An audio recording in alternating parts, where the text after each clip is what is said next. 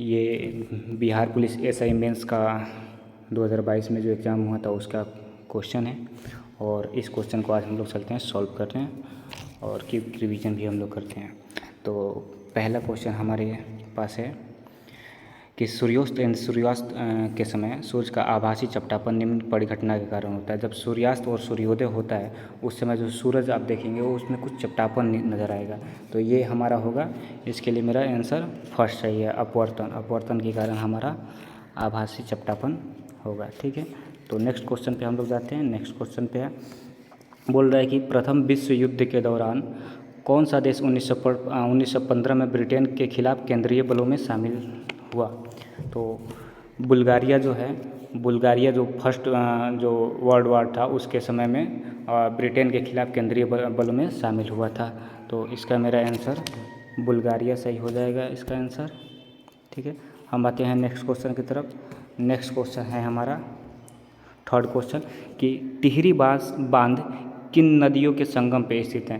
तो देखिए जो टिहरी बांध है, तो टिहरी बांध है मेरा ये भागीरथी और भील गंगा जो नदी है, ठीक है, ये इनके संगम पे हमारा टिहरी बांध स्थित है।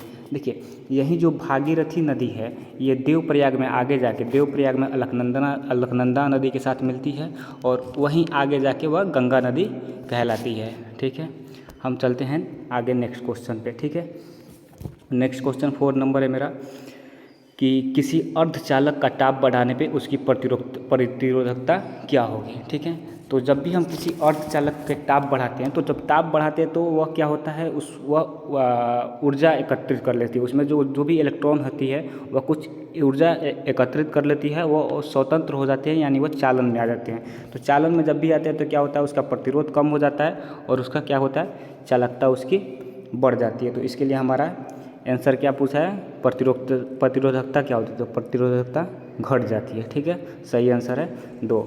नेक्स्ट क्वेश्चन है हमारा, नेक्स्ट क्वेश्चन पे हम चलते हैं। ठीक है, तो नेक्स्ट क्वेश्चन रीजनिंग है। यदि किसी कूट भाषा में बेंच को EPDLP लिखा जाए तो देखिए इसमें कितना का अंतर है। इसमें B के बाद DE, ठीक है, R के बाद फिर उल्टा माइनस में जा रहा है 2। ठीक है, तो उसके हिसाब से मेरा आंसर सही होगा M के हो जाएगा P और ये जाके आंसर मेरा सही होगा 4th नंबर। ठीक है, तो मेरा 4th one is correct answer हो जाएगा PYVRS। ठीक है, तो हम नेक्स्ट क्वेश्चन की तरफ चलते हैं। नेक्स्ट क्वेश्चन है मेरा कि ये बहुत ही इम्पोर्टेंट क्वेश्चन है। ठीक है, बोल रहा है कि एक 5 सेंटीमीटर भुजा वाले घन की सभी सतहों को पेंट किया जाता है और 1-1 सेंटीमीटर भुजा वाले छोटे घनों में काटा जाता है। तो ऐसे कितने घने होते हैं जिनके केवल 2 फलक ही पेंट किए गए हैं। ठीक है, तो जब भी हम कोई घन और घनाभ से क्वेश्चन आता है तो हमको पता है कि उसके जो किनारा जो होता है तो किनारा कितना होता है 3 किनारा 1 2 3 4 और 4 8 उसका किनारा होता है। तो वो किनारा क्या होता है, वो तीनों फलक सतह होता है। जब भी पूछेगा कि तीनों फलक मतलब कलर करने के लिए तो वो 8 हो जाएगा। तो ऐसे में हम अपना आंसर निकालेंगे तो हमारा आंसर क्या आ जाएगा, ये 2 फलक वाले पूछ रहा है तो आंसर मेरा आ जाएगा 24। ठीक है, तो हम चलते हैं अपना नेक्स्ट क्वेश्चन की तरफ। ठीक है, नेक्स्ट क्वेश्चन है मेरा। ठीक है,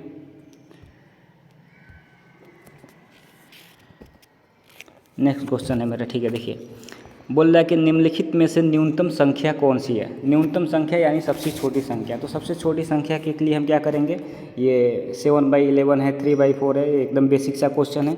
ठीक है, तो बेसिक सा क्वेश्चन है एकदम। मेरा आंसर क्या हो जाएगा, मेरा आंसर हो जाएगा इसका ऑप्शन ए यानी 7/11। ठीक है, 11 को 7 से डिवाइड कीजिएगा तो ये सबसे बेसिक मेरा आंसर आ जाएगा। ठीक है, नेक्स्ट क्वेश्चन पे हम चलते हैं। नेक्स्ट क्वेश्चन बोल रहा है कि जो 1799 है, ठीक है, 1799 में टीपू सुल्तान की मृत्यु के उपरांत मैसूर का राजा किसे बनाया गया। तो हमको पता है कि क्या होता है, 17 अप्रैल 1799 को आंगल मैसूर युद्ध हुआ था। ठीक है, आंगल मैसूर युद्ध में उस समय के जो अंग्रेजी जनरल थे स्टुअर्ट्स और उस समय के अमेरिकी जनरल दोनों मिलके टीपू सुल्तान को क्या किए थे, हराए थे, जिसमें उनकी मृत्यु हो गई थी। ठीक है, और उनकी मृत्यु के तत्पश्चात क्या हुआ था, वहाँ के जो कृष्णराज तृतीय है उनको क्या बना दिया गया था, वहाँ के राजा बना दिया गया था। ठीक है, तो इसके लिए मेरा आंसर क्या सही हो गया, कृष्णराज तृतीय। ठीक है, नेक्स्ट क्वेश्चन पे हम चलते हैं। नेक्स्ट क्वेश्चन है मेरा क्या है कि क्वार्टर्स का रासायनिक नाम है। ठीक है, तो ये भी इम्पोर्टेंट क्वेश्चन है और इस क्वेश्चन का आंसर क्या हो जाएगा, इस क्वेश्चन का आंसर मेरा होगा सोडियम सिलिकेट। ठीक है, क्या होगा, सोडियम सिलिकेट। ठीक है, और ये क्या होता है, पृथ्वी पे जो सबसे ज़्यादा खनिज है उसमें से एक है और इसका जो फार्मूला होता है, ये फार्मूला क्या होता है, SiO2। ठीक है, अब हम चलते हैं नेक्स्ट क्वेश्चन पे। चलिए, नेक्स्ट जो हमारा 10वां नंबर क्वेश्चन है, तो 10वां नंबर क्वेश्चन के लिए हम बढ़ते हैं।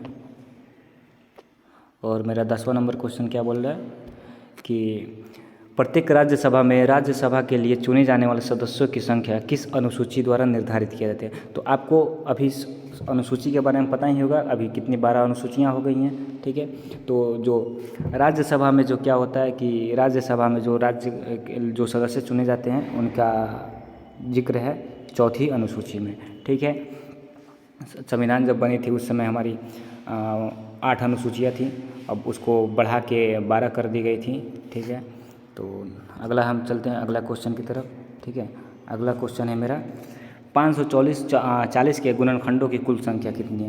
तो गुणनखंडों की कुल संख्या के लिए हम क्या निकालते हैं, पहले हम क्या करेंगे, इसके लिए एक फार्मूला आता है।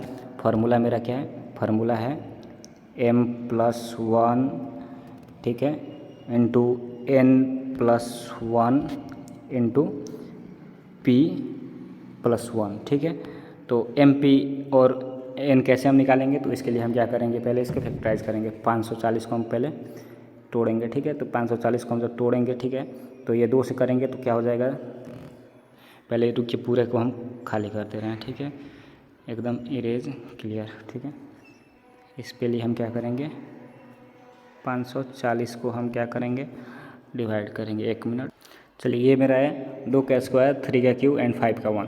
तो हम क्या करेंगे, हम करेंगे m+1, यानी m क्या है मेरा 2+1। ठीक है, तो 2+1 हो जाएगा इंटू 2+1 क्या हो जाएगा 3 इंटू 3 और 3+1 4। ठीक है, 4 और इंटू 5, 1 है, 1 + 1 2 हो जाएगा 2 4 3 = 12 और 12 2 = 14। तो इसका आंसर क्या हो जाएगा मेरा, इसका आंसर ऑप्शन ए 24 हो जाएगा। ठीक है, अब हम नेक्स्ट क्वेश्चन की ओर फिर चलते हैं। नेक्स्ट क्वेश्चन है हमारा कि जलियांवाला बाग की घटना किस वर्ष में घटित हुई थी। ठीक है, तो एक जलियांवाला बाग की घटना, इसमें ऑप्शन बहुत इजी ही दिया है। ठीक है, इसका ऑप्शन सही होगा मेरा थर्ड है, जो थर्ड क्या है 1919, यानी 13 अप्रैल 1919 को ये जलियांवाला बाग अमृतसर में ये घटना घटी थी। और इसका जिम्मेदार कौन था, जनरल डायर। ठीक है, जनरल डायर ने उस समय गोली चलवा दी थी।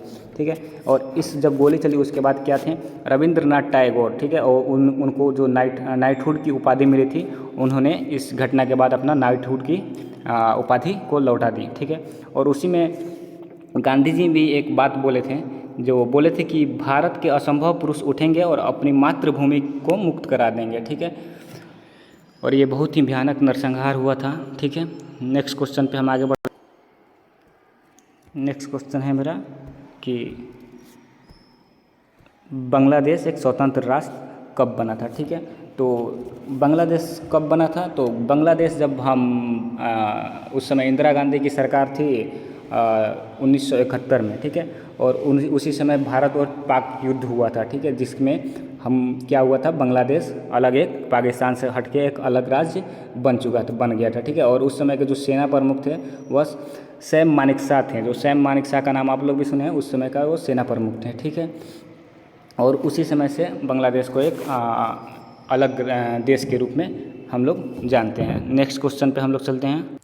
चलिए, अगला क्वेश्चन है मेरा, निम्नलिखित में से किस में चांदी नहीं है, चांदी। ठीक है, तो जैसे हम लोग जानते हैं क्या, जर्मन सिल्वर। ठीक है, जर्मन सिल्वर का नाम आप लोग भी जानते हैं। जर्मन सिल्वर में क्या क्या होती है, जर्मन सिल्वर में तांबा 60% होती है, ठीक है। तांबा के बाद 20% मेरा क्या होता है जस्ता और 20% मेरा क्या होता है निकेल, ठीक है। और ये मिला के जर्मन सिल्वर बनता है, ठीक है। इसको लोग नई चांदी भी बोलते हैं, ठीक है। ये एकदम चांदी की तरह ही दिखाई देती है, लेकिन इसमें चांदी की सिल्वर की कोई ही मात्रा नहीं होती है, ठीक है।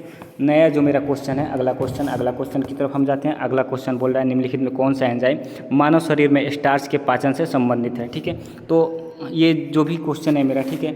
पहला जो है मेरा पेप्सिन जो एंजाइम है, पेप्सिन एंजाइम हम लोग जानते हैं ये प्रोटीन के लिए काम करता है पेप्सिन। दूसरा है मेरा लाइपेज भी हमारा वसा के लिए काम करता है, ठीक है। तीसरा मेरा है एमाइलेज, ठीक है। और ये आंसर मेरा एकदम सही है, एमाइलेज। जब हम क्या स्टार्च का पाचन हमारा मुंह से ही सही चालू हो जाता है उसका पाचन, ठीक है। और ये जाके पूरे तरह मतलब पचा नहीं होता है, तो ये क्या आंतों में जाता है और आंतों में क्या मिलता है एमाइलेज एंजाइम मिलता है, जो मेरा स्टार्च को पाचन में मदद करता है, ठीक है। और मेरा जो चौथा क्या है इंसुलिन क्या होता है इंसुलिन ये हार्मोन जो होता है हार्मोन के पाचन में काम करता है। तो मेरा सही आंसर हो गया एमाइलेज। फिर से एक बार हम लोग याद कर लेते हैं। पेप्सिन क्या होता है पेप्सिन प्रोटीन के लिए होता है। लाइपेज क्या होता है लाइपेज वसा के लिए होता है। एमाइलेज क्या होता है स्टार्च के लिए। और इंसुलिन क्या होता है हार्मोन के लिए, ठीक है। हम लोग फिर अगले क्वेश्चन की तरफ जाते हैं और मेरा अगला क्वेश्चन है मैथ का क्वेश्चन है। बोल रहा है कि 25% छूट दिए जाने पर राज ने एक शर्ट खरीदी तथा 20 रुपये की बचत की, यानी 25% अंकित मूल्य से 25% की उसको छूट मिली और उस पर क्या किया 20 रुपया का बचत किया, ठीक है। तो हम लोग क्या बनाते हैं, ठीक है, हम लोग सिंपल सा लिखते हैं क्या है एक्स मान लेते हैं, ठीक है। छूट से पहले शर्ट का मूल्य क्या था 100 रुपया था, ठीक है। एक्स का हम लोग पहले 25% निकालते हैं। 25 डिवाइडेड बाई 100 बराबर कितना इसने बचत की थी 20 रुपया की बचत की थी। और इस पे हम लोग बना लेते हैं। इस पे हम लोग बनाएंगे तो क्या आएगा एक्स हम बराबर में कर देते हैं, बराबर ये इधर चल जाएगा तो क्या हो जाएगा 20 × 100 डिवाइड बाई 25 बराबर 80 रुपया, ठीक है। कितना रुपया का बचत की 80 रुपया की बचत की, ठीक है। हम लोग नेक्स्ट क्वेश्चन की तरफ जाते हैं। आंसर मेरा क्या सही हो गया आंसर मेरा 2 नंबर सही हो गया, ठीक है। हम लोग अगले क्वेश्चन की तरफ जाते हैं। अगला क्वेश्चन है मेरा, ठीक है, देखते हैं। हमारे देश में निम्नलिखित में से कौन सी गेहूँ अर्धमान एवं उच्च उत्पाद वाली किस्म है, ठीक है। तो हम लोग जानते हैं कि हरित क्रांति 1960 के दशक में स्टार्ट हुआ था, ठीक है। हरित क्रांति जिसमें क्या हुआ था भारत आत्मनिर्भर बन गया था, यानी खेती के मामले में मदद करने के मिले थे, ठीक है। तो उसमें जो है मेरा विद्या नाम का जो मेरा गेहूं की फसल है, गेहूं की किस्म, ठीक है, ये था, ठीक है। तो मेरा ऑप्शन क्या सही होगा विद्या, ठीक है। हम लोग ऑप्शन लगाएंगे विद्या, ऑप्शन ए की करेक्ट आंसर, ठीक है। नेक्स्ट क्वेश्चन हम चलते हैं। नेक्स्ट क्वेश्चन है मेरा इंटीग्रल कोच फैक्ट्री, ठीक है, ये कहाँ पे स्थित है, ठीक है। तो इंटीग्रल कोच फैक्ट्री हम लोग देखते हैं कहाँ पे हमारा स्थित है। ये है मेरा पेरम्बूर में, ठीक है। ये मेरा क्या है पेरम्बूर में, ठीक है। देखिए 1955 में पंडित जवाहरलाल नेहरू ने इसकी स्थापना की थी, ठीक है। पेरम्बूर में जो इंटीग्रल कोच फैक्ट्री थी इसकी स्थापना कब की गई थी 1955 में, ठीक है।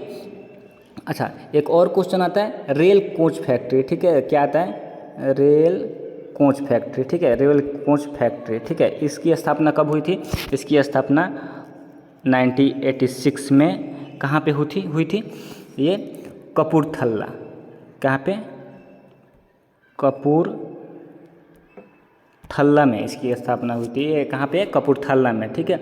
और जो हम लोग की मॉडर्न जो कोच फैक्ट्री बनती है रेल की, जो मॉडर्न कोच फैक्ट्री, तो मॉडर्न जो होता है वो मतलब आधुनिक, वह कहाँ पे है ये है मेरा रायबरेली, ठीक है, रायबरेली, ठीक है। हम लोग याद रखेंगे, ठीक है, कहाँ पे मेरा रायबरेली में, ठीक है।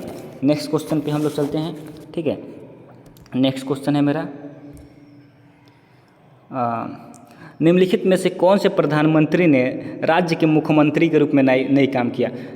चरण सिंह है, पीवी नरसिम्हा राव, एसडी देवेगौड़ा और चंद्रशेखर, ठीक है। तो देखिए इसमें से मेरा जो चंद्रशेखर जो है, ठीक है, चंद्रशेखर क्या किए थे चंद्रशेखर कोई भी राज्य के मुख्यमंत्री के रूप में काम नहीं किए थे। देखिए पहला हम जब अब ऑप्शन पे जाते हैं तो पहला ऑप्शन मेरा क्या है चौधरी चरण सिंह, ठीक है। चौधरी चरण सिंह भारत के 5वें प्रधानमंत्री, ठीक है। कितने हैं? 5वें प्रधानमंत्री, ठीक है। और ये यूपी के सीएम भी थे। यूपी के क्या थे? यूपी के चीफ मिनिस्टर भी बने थे 1967 में ये सीएम भी बने थे। दूसरा मेरा है पीवी नरसिम्हा राव, ठीक है। ये पीवी नरसिम्हा राव हमारे भारत के 10वें प्रधानमंत्री बने थे, ठीक है। और ये उससे पहले आंध्र प्रदेश के सीएम बने थे, आंध्र प्रदेश के सीएम रह चुके थे, ठीक है। और तीसरा जो है मेरा एस.डी. देवगौड़ा, ये भारत के मेरे 11वें प्रधानमंत्री बने थे। और ये क्या थे? ये कर्नाटक का ये सीएम रह चुके थे, ठीक है। कर्नाटक के 14वें सीएम ये रह चुके थे, ठीक है। तो इसलिए मेरा ऑप्शन क्या है? चंद्रशेखर ने कहीं भी मतलब कोई भी राज्य के चीफ मिनिस्टर नहीं रह चुके थे, ठीक है। तो मेरा 4 क्या हो जाएगा? करेक्ट आंसर हो जाएगा। नेक्स्ट क्वेश्चन की तरफ हम पढ़ते हैं, ठीक है। नेक्स्ट क्वेश्चन है मेरा,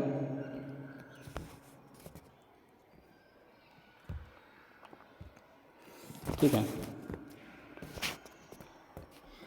क्लोरोजाइलिनॉल तथा टर्पिनॉल का मिश्रण किस रूप में कार्य करता है, ठीक है। तो इसका मिश्रण किस रूप में कार्य करता है? इसका मिश्रण रोगाणुरोधक, यानी जो रोगाणुरोधक हम लोग बनाते हैं, ठीक है, उसमें क्या यूज होता है? क्लोरोजाइलिनॉल तथा टर्पिनॉल के मिश्रण का हम लोग यूज करके क्या बनाते हैं? रोगाणुरोधक, ठीक है। तो इसका फर्स्ट जो है इसका सही आंसर हो जाएगा, ठीक है।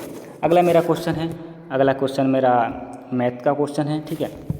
बोल रहा है कि जो पिता और पुत्र के अनुपात क्या है? 3:1, यानी 3। तो हम लोग और उनकी आयु का गुणनफल 147 है। तो हम लोग क्या मानते हैं? फादर का जो रेशियो क्या 3x मान लेते हैं, और सन का क्या मान लेते हैं? x मान लेते हैं, सिंपल सा, ठीक है। तो जो बोल रहा है कि इनकी गुणनफल यानी 3x गुने x बराबर कितना होता है? 147, ठीक है, 147। तो जब हम इसको सॉल्व करेंगे तो ये क्या हो जाएगा? 3x² बराबर 147 हो जाएगा, ठीक है। उसके बाद जब हम वैल्यू निकालेंगे तो फाइनल मेरा वैल्यू क्या आ जाएगा? x² बराबर, ये जब इधर 3 चला जाएगा तो कट के क्या आ जाएगा? ये 49 आ जाएगा। और जब स्क्वायर हटेगा, इधर रूट आ जाएगा, तो रूट में जाने के बाद क्या आ जाएगा मेरा? ये वैल्यू क्या हो जाएगा? 7 आ जाएगा, ठीक है। तो पहले हम एक बार क्लियर कर लेते हैं, फिर आगे का x का वैल्यू क्या हो जाएगा? 7 आ जाएगा, ठीक है। अब बोल रहा है कि 5 वर्ष बाद उनकी आयु का अनुपात क्या होगा? तो 5 वर्ष बाद उनकी आयु का अनुपात, यानी अभी उनकी आयु क्या है? अभी उनकी आयु 3x, यानी 3 × 7 बराबर क्या हो जाएगा? 21। और ये 1 × 7 बराबर, ये इसका रेशियो क्या? अभी इनकी आयु 21 और 7 है, ठीक है। इसमें 5 जोड़ते हैं और इसमें 5 जोड़ते हैं, ये हो जाएगा मेरा फादर का 26 और सन का मेरा क्या हो जाएगा? सन का 12। तो इसको जब हम डिवाइड करते हैं आपस में तो ये मेरा आंसर आ जाएगा 13 और 6, यानी 13:6 मेरा आंसर हो जाएगा। यानी 5 वर्ष बाद उनकी पिता और बेटे की आयु का रेशियो क्या हो जाएगा? 13:6, ठीक है। नेक्स्ट क्वेश्चन की तरफ हम बढ़ते हैं, ठीक है। बोल रहा है कि कौन सा जीवाणु बैक्टीरिया यानी दूध को दही में परिवर्तन करता है, ठीक है। बहुत ही इम्पोर्टेंट क्वेश्चन है, ठीक है, ये मेरा, ठीक है। और इसका आंसर मेरा क्या हमेशा याद रखेंगे? इसका आंसर है मेरा लैक्टिक एसिड बैक्टीरिया। जो लैक्टिक एसिड है, लैक्टिक एसिड आप लोग याद होगा, जो लैक्टिक एसिड बैक्टीरिया है ये क्या होता है? ये मेरा दूध को दही में परिवर्तन करने का काम इसी का होता है, ठीक है। अगले क्वेश्चन की तरफ हम बढ़ेंगे। चलिए, अगला क्वेश्चन है मेरा निम्नलिखित में कौन सी आनुवांशिकता रूपांतरित खाद्य पादक है, ठीक है। आनुवांशिकता रूपांतरित खाद्य पादक मतलब क्या होता है कि उसमें हम लोग डीएनए डाल के उस पौधे में संशोधित किया जाता है, यानी डीएनए डाल के उस पौधे की नस्ल में हम लोग संशोधित करते हैं, ठीक है। तो इसका जो सुनहरा धान, ठीक है, एकदम याद रखिएगा ये आंसर, ठीक है। जो सुनहरा धान है, जो सुनहरा धान, ये क्या होता है? सुनहरा धान ये आनुवांशिक मतलब रूपांतरित खाद्य पादक है, सुनहरा धान, ठीक है। अगले क्वेश्चन की तरफ हम लोग बढ़ते हैं और अगला क्वेश्चन है हमारा रीजनिंग से, ठीक है। बोल रहा है कि समीर ने कहा, यानी समीर जो है, समीर ने कहा सरिका, यानी सरिका हम लोग लिख लेते हैं, ठीक है। ये तो एकदम अपने आप में सोच के बनाने वाली क्वेश्चन है। समीर ने कहा सरिका जो है, सरिका, ठीक है, सरिका मेरी माता के पोते की पत्नी, यानी मेरी सरिका क्या है? मेरी माता की पोते, यानी पोते, ठीक है, पोते की पत्नी है, ठीक है।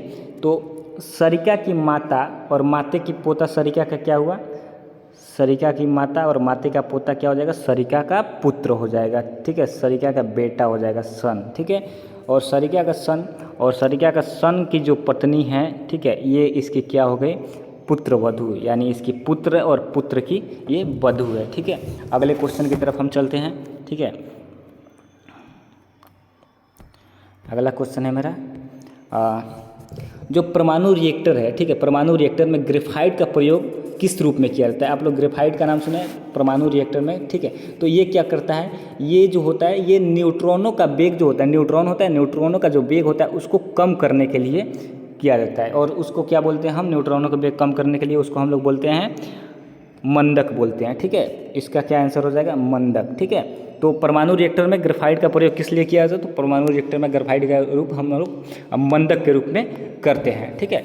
अगला हम लोग का क्वेश्चन है, ठीक है, अगला क्वेश्चन पे हम लोग जाते हैं, ठीक है। अगला क्वेश्चन,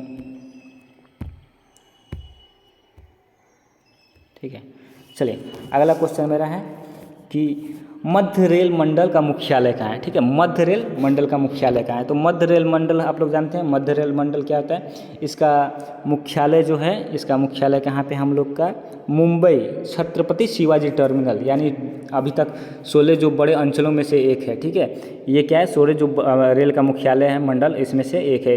इसको हम लोग, जो मुंबई सेंट्रल रेलवे आता है, ठीक है, जिसको हम लोग बोलते हैं छत्रपति शिवाजी टर्मिनल, ठीक है, ये मध्य रेलवे का पार्ट है, ठीक है। और ये कहाँ पे, मुंबई छत्रपति शिवाजी टर्मिनल इसको बोलते हैं, ठीक है। अगले क्वेश्चन पे हम लोग जाते हैं। अगले क्वेश्चन हम लोग का साइंस से, ठीक है। बोल रहा है कि आयरन की कमी से क्या होता है, ठीक है। तो आयरन की कमी से हम लोग को क्या होता है, बेरी स्कर्पी, एनीमिया और मधुमेह, ठीक है। तो सबसे पहले हम देखते हैं कि बेरी, ठीक है। तो बेरी क्या होता है, विटामिन बी की कमी से होता है, यानी B1 जो होता है उसकी कमी से हमारा क्या होता है, बेरी होता है, ठीक है। और स्कर्बी, तो स्कर्बी हमारा क्या होता है, जो स्कर्बी होता है विटामिन सी, ठीक है, जो विटामिन सी होता है उससे हमारा क्या होता है, स्कर्बी। और स्कर्बी में क्या लक्षण आते हैं, हमारे मसूड़े कमज़ोर हो जाते हैं, ठीक है। और जो मेरा थर्ड है, मेरा क्या है, एनीमिया, ठीक है। एनीमिया क्या है, आयरन की कमी से होता है एनीमिया, आयरन की कमी से क्या होता है, एनीमिया। और क्या होता है इसमें, हीमोग्लोबिन, जो हमारे ब्लड में जो सेल्स, हमारे ब्लड में जो हीमोग्लोबिन होती है उसमें कमी हो जाती है, ठीक है। और हमारा फोर्थ क्या है, मधुमेह, ठीक है। तो मधुमेह मेरा ये क्या होता है, इंसुलिन की कमी से होता है, जिसमें हम लोग क्या करते हैं, रोगी को उपचार के लिए इंसुलिन का इंजेक्शन लगवाते हैं, ठीक है। तो मेरा सही आंसर क्या हो जाएगा, मेरा सही आंसर क्या हो जाएगा, 3 जो हो जाएगा एनीमिया। आयरन की कमी से क्या होता है, आयरन की कमी से एनीमिया होता है, ठीक है।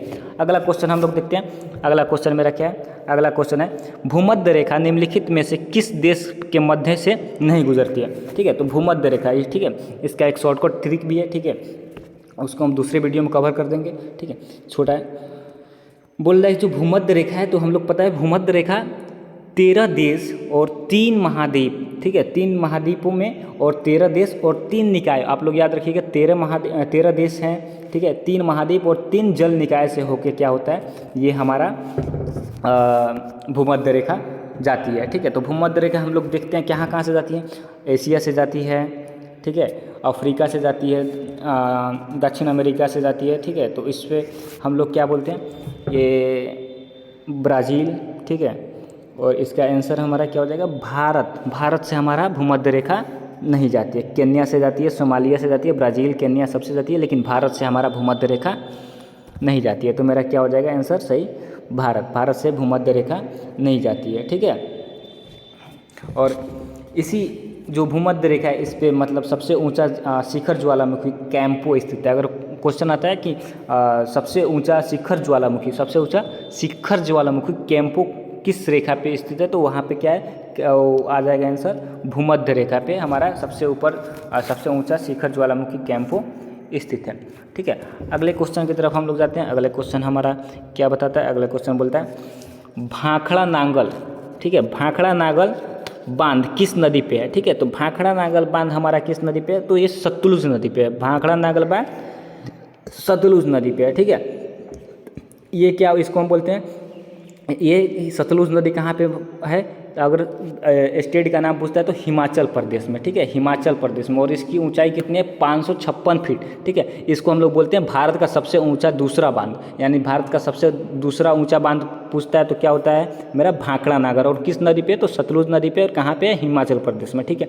अगर वहीं पे बात आती है कि सबसे ऊंचा पहला बांध क्या है, तो वह होता है टिहरी बांध। और ठीक है, और ये किस नदी पे बनी है? तो ये भागीरथी नदी पे बनी है, ठीक है। टिहरी बांध किस नदी पे बनी हुई है? तो भागीरथी नदी। ये भारत का सबसे ऊंचा पहला बांध है, ठीक है। अगले क्वेश्चन पे हम लोग जाते हैं। अगला क्वेश्चन मेरा क्या बोलता है? अगला क्वेश्चन मेरा बोलता है जोग जलप्रपात कहाँ स्थित है, ठीक है। जोग या गोरसप्पा, हम इसको क्या बोलते हैं? गरसोप्पा या जोग, दोनों बोलते हैं, ठीक है। तो ये मेरा कहाँ स्थित है?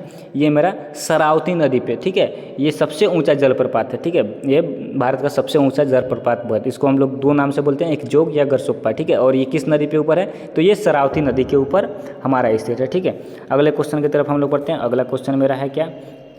अगला क्वेश्चन मेरा है जहानारा द्वारा लिखित शेख मोइनुद्दीन चिश्ती का जीवन है, ठीक है। तो जहानारा द्वारा लिखित, जहानारा क्या है थी? जहानारा द्वारा एक बुक लिखा गया है, ठीक है, शेख मोइनुद्दीन चिश्ती पे, ठीक है। और शेख मोइनुद्दीन चिश्ती, ये भी क्वेश्चन आता है कि उनका मज़ार कहाँ पे? तो शेख मोइनुद्दीन चिश्ती का मज़ार कहाँ पे? अजमेर में। याद रखिएगा, शेख मोइनुद्दीन चिश्ती का मज़ार कहाँ पे? अजमेर में। और जहानारा द्वारा इनके ऊपर जीवनी पे एक बुक लिखी है, ठीक है। और उनका क्या नाम है? उसका नाम है मेरा मुनीस अल अरवा। क्या नाम है मेरा? मुनीस अल अरवा। तो मेरा क्या आंसर सही हो जाएगा? पहला आंसर मेरा सही हो जाएगा, मुनीस अल अरवा, ठीक है। ये जहानारा ने लिखा था। और किसके ऊपर लिखा था? सो शेख मोइनुद्दीन चिश्ती। और इनका दरगाह कहाँ पे है? तो इनका दरगाह अजमेर में है, ठीक है। अगला क्वेश्चन हम लोग देखते हैं, महात्मा गांधी ने असहयोग को कब वापस लिया, ठीक है। महात्मा गांधी ने असहयोग को कब वापस लिया, ठीक है। तो हम लोग को पता है कि चौरी चौरा जो गोरखपुर में हत्याकांड हुआ था, ठीक है, जिसमें 22 पुलिस वालों को जला दिया गया था जिंदा, ठीक है। तो उसके तत्पश्चात गांधी जी ने क्या किया? गांधी जी ने उसके तत्पश्चात जो असहयोग आंदोलन था, ठीक है, उसको क्या किया? वापस ले लिया, ठीक है। और ये असहयोग आंदोलन कब हुआ था? तो असहयोग आंदोलन 1 अगस्त 1920 से 1922 तक चला था, ठीक है। इसमें हम लोग गांधी जी की क्या मांग थी कि स्वशासन और पूर्ण स्वतंत्रता, यानी अपने आप से शासन करना और पूरा स्वतंत्र होने के लिए ये आंदोलन चला था, ठीक है। और इस आंदोलन में गांधी जी क्या बोलते थे अंग्रेज़ों के सामने? ईश्वर अल्लाह तेरे नाम, इनको बुद्धि दे भगवान, ठीक है। अगले क्वेश्चन है मेरा, अगले क्वेश्चन की तरफ हम बढ़ते हैं।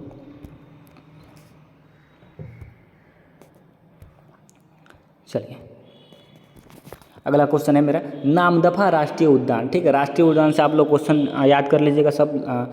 तो नामदफा राष्ट्रीय उद्यान जो है किस राज्य में स्थित है? तो नामदफा राष्ट्रीय उद्यान क्या है? अरुणाचल प्रदेश, ठीक है। भारत की सबसे जो पूर्वी राज्य है, ठीक है, वो क्या है? अरुणाचल प्रदेश, ठीक है। तो नामदफा जो राष्ट्रीय उद्यान है कहाँ पे? सबसे पूर्व में, यानी अरुणाचल प्रदेश में नामदफा राष्ट्रीय उद्यान स्थित है, ठीक है।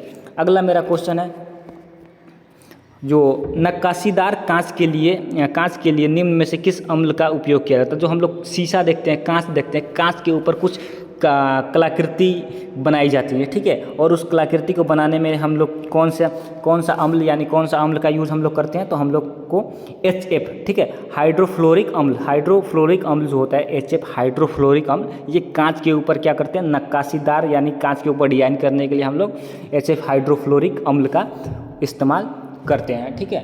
हाइड्रोफ्लोरिक अम्ल हम लोग याद रखेंगे, ठीक है। अगला मेरा क्वेश्चन है किस संवैधानिक संशोधन अधिनियम के द्वारा राष्ट्रपति के लिए संवैधानिक संशोधन विधेयक पर सहमति देना अनिवार्य कर दिया गया था, ठीक है।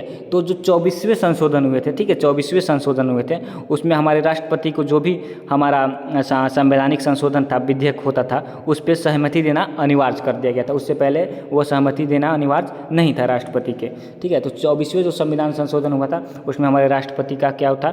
संवैधानिक जितने संशोधन का विधेयक आते थे उसको अनुमति देना अनिवार्य कर दिया गया था, ठीक है। हम लोग 42वें संशोधन पे जानते हैं। 42वें संशोधन हम लोग एक मिनी कॉन्स्टिट्यूशन यानी मिनी संशोधन के नाम से हम लोग जानते हैं। इसमें बहुत सारे संशोधन हुए थे। वहीं जो 44वें संशोधन हुए थे, जो 42वें संशोधन में कुछ चीज़ें बढ़ाई गई थी उसको कुछ हटा लिया गया था 44वें संशोधन के द्वारा, ठीक है। इसको हम अगले क्वेश्चन में देखते हैं, ठीक है। सोन नदी, ठीक है, सोन नदी का उद्गम स्थल, ठीक है। तो सोन नदी का उद्गम स्थल कहाँ पे है? तो सोन नदी का उद्गम स्थल मध्य प्रदेश में, जो मध्य प्रदेश में अमरकंटक होती है, अमरकंटक, ठीक है। तो मध्य प्रदेश के अमरकंटक से सोन नदी का उद्गम स्थल है। आंसर क्या सही होगा? आंसर 2 अमरकंटक, यानी जो मध्य प्रदेश में जो अमरकंटक है वहाँ से सोन नदी का उद्गम स्थल है, ठीक है। और ये गंगा की सहायक नदी भी है। आपको याद करना है कि जो सोन नदी है ये एक गंगा की सहायक नदी है। और एक जो बांध बनाया गया था, बाण सागर बांध, ठीक है, आपको याद कर लेना है, बाण सागर बांध, ठीक है, बाण सागर बांध, ठीक है। तो वो सोन नदी पे बनाया गया था, ठीक है। बिहार में अगर हम बीपीएससी के लिए अगर ये क्वेश्चन आ सकता है, बाण सागर बांध किस नदी पे बनाया गया? तो सोन नदी पे, ठीक है। और सोन नदी का उद्गम स्थल कहाँ पे है? तो अमरकंटक मध्य प्रदेश में। और ये क्या आती है? गंगा नदी की सहायक नदी है, ठीक है। सहायक नदी क्या है? जो छोटी छोटी नदियाँ जाके बड़ी नदियों में मिल जाती है, उनको हम लोग सहायक नदी बोलते हैं, ठीक है। अगले हम क्वेश्चन की तरफ चलते हैं, ठीक है। अगला क्वेश्चन है मेरा क्या? अगला क्वेश्चन है किसी वर्ग की भुजा का माप लेते समय भूल से 2% अधिक मापा गया, यानी उसको माप लेते समय हम लोग क्या किए? 2 परसेंटेज में अधिक मापा गया और उस वर्ग के परिकलित क्षेत्रफल में आई त्रुटि, तो त्रुटि का प्रतिशत हमारा 2% अधिक मापा गया, x+2 हो जाएगा। और उसके बाद हम इसको बनाएंगे तो क्या हो जाएगा? मेरा आंसर 4.04% आंसर इसका आ जाएगा, ठीक है। तो मेरा क्या आंसर सही होगा? 4.04%, ठीक है, इसका आंसर सही आएगा, ठीक है। अगला क्वेश्चन हम देखते हैं। अगला क्वेश्चन है पूगा घाटी कहाँ पे स्थित है, ठीक है। तो पूगा घाटी कहाँ पे स्थित है? तो ये लद्दाख में, ठीक है, ये लद्दाख में है, ठीक है। लद्दाख में क्या है? ये चांगथांग घाटी में स्थित है, चांगथांग घाटी, चांगथांग, ठीक है। ये कहाँ पे है? ये लद्दाख के चांग, ठीक है, चांगथांग घाटी में स्थित है, ठीक है, चांगथांग घाटी में स्थित है, ठीक है। हम लोग तो पूगा घाटी कहाँ है? तो पूगा घाटी मेरा कहाँ पे है? लद्दाख में, पूगा घाटी लद्दाख में। अगले क्वेश्चन हम लोग देखते हैं, ठीक है। अगला क्वेश्चन में मेरा बोल रहा है कि कौन सी जनपद 6ठी और 4ठी शताब्दी ईसा पूर्व के मध्य, ईसा पूर्व, ठीक है, कौन सी जनपद 6ठी और 4ठी शताब्दी ईसा पूर्व के मध्य सबसे शक्तिशाली महाजनपद बना था, ठीक है। तो जो 4ठी और 6ठी शताब्दी ईसा पूर्व में जो जनपद बना था, ठीक है, ये मगध जो जनपद था, मगध जनपद, ठीक है, ये क्या था? ये मेरा मगध जनपद था, ठीक है, एक मिनट, मगध जनपद जो था ये 6ठी और 4ठी शताब्दी ईसा पूर्व में काफ़ी फला फूला, ठीक है। उस समय के जो राजा थे, हर्यक वंश के जो राजा बिंबिसार थे, उनके शासनकाल में तो ये काफ़ी ज़्यादा फली फूली इस महाजनपद, ये जनपद, ठीक है। और इसकी जो राजधानी थी मगध की, जो हम लोग को क्वेश्चन में ये भी आता है मगध की राजधानी कहाँ है? तो मगध की जो राजधानी थी वह कहाँ पे थी? पाटलिपुत्र, ठीक है। मगध की कहाँ पे राजधानी थी? पाटलिपुत्र। और पाटलिपुत्र से भी पहले मगध की राजधानी कहाँ थी? राजगिरी। मगध की राजधानी सबसे पहले कहाँ थी? राजगिरी थी, ठीक है। तो हम लोग 2 क्वेश्चन याद कर लेंगे कि सबसे पहले प्रारंभिक राजधानी कहाँ पे थी मगध की तो राजगीर, और जो उसके बाद की जो राजधानी थी वह कहाँ पे थी?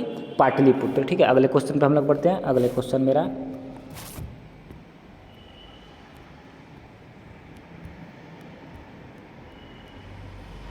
ठीक है, बंगाल में अमला का अधिकारी होता है, ठीक है। अमला क्या है? तो अमला क्या होता है? अमला देखिए क्या होता है। अमला है एक जो जमींदार जो लोग थे, जमींदारों से जो कर यानी जो टैक्स वसूल करने का जो काम करते थे, उन लोगों को क्या बोला जाता था? बंगाल में अमला बोला जाता था। यानी अमला लोग क्या करते थे? जमींदार लोगों से टैक्स क्या करते थे? वसूल करते थे, ठीक है।